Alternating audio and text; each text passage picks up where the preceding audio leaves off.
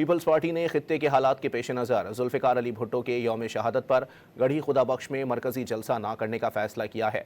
Peoples party के secretary general Humayun Khan का एक बयान में कहना है कि इस साल 4 अप्रैल को शहीद जुल्फ़िकार अली भुट्टो का यौम शहादत ज़िली सतह पर मनाया जाएगा।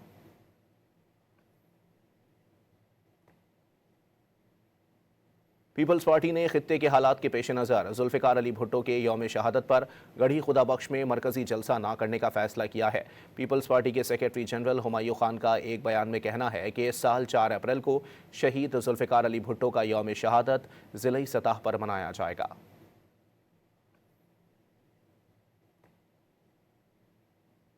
पीपल्स पार्टी ने खित्ते के हालात के पेश नज़र जुल्फ़िकार अली भुट्टो के यौम शहादत पर गढ़ी खुदाबख्श में मरकजी जलसा न करने का फैसला किया है। पीपल्स पार्टी के सेक्रेटरी जनरल हुमायूं खान का एक बयान में कहना है कि इस साल 4 अप्रैल को शहीद जुल्फ़िकार अली भुट्टो का यौम शहादत ज़िली सतह पर मनाया जाएगा।